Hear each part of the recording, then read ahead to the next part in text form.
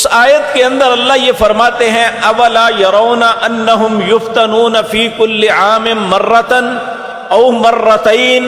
ثم لا یتوبون ولا هم یذکرون، کیا تم اپنے ارد گرد دیکھتے نہیں کہ سال میں کبھی ایک مرتبہ کبھی دو مرتبہ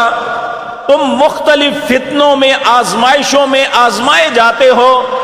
ثم لا یتوبون، اس کے باوجود تم توبہ نہیں کرتے،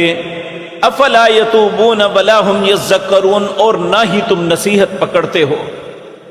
آج میں بھی اپنے آپ سے پوچھ لوں، آپ بھی اپنے من سے پوچھ لیجئے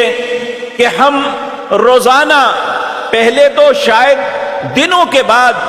مہینوں بعد ایسی خبریں ہمارے کانوں تک پہنچتی تھی، اب تو چند سیکنڈ بعد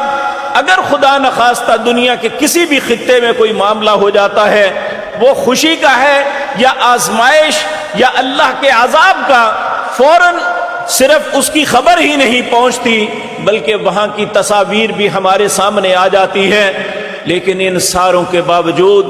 ان ساری نشانیوں کو دیکھنے کے باوجود، ثم قست قلوبهم من بعد ذلك فهي كالحجارة او اشد قسوة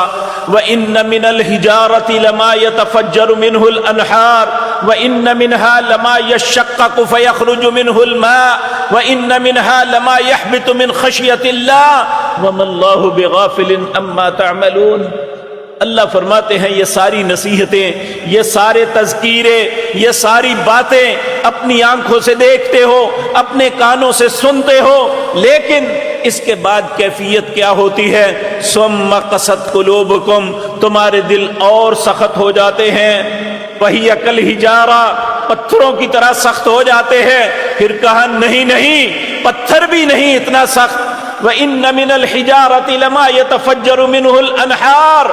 پتھر بھی کبھی پھٹتا ہے تو اس میں سے پانی کے چشمے نکل آتے ہیں۔ وَإِنَّ مِنْهَا لَمَا يَحْبِطُ مِنْ خَشْيَةِ اللَّهِ، کبھی یہ اللہ کے ڈر کی وجہ سے پھٹ کے ٹوٹ پڑتے ہیں، نیچے گر پڑتے ہیں۔ وَإِنَّ مِنْهَا لَمَا يَشَّقَّقُ فَيَخْرُجُ مِنْهُ الْمَاءُ وَإِنَّ مِنْهَا لَمَا يَحْبِطُ مِنْ خَشْيَةِ اللَّهِ وَمَا اللَّهُ بِغَافِلٍ عَمَّا تَعْمَلُونَ۔ لوگو جو تم کر رہے ہو، اللہ تمہارے اعمال سے غافل نہیں ہے، اللہ ہمارے اعمال سے واقعی غافل نہیں ہے۔ تو میرے عزیز بھائیوں، آج ہم الزام ایک دوسرے کو دے رہے ہیں، جی وہاں فلاں کام ہوتا تھا اس لیے ان پہ عذاب آیا، وہاں یہ گناہ ہوتا تھا۔ کیا یہاں ساری نیکیاں ہوتی ہیں؟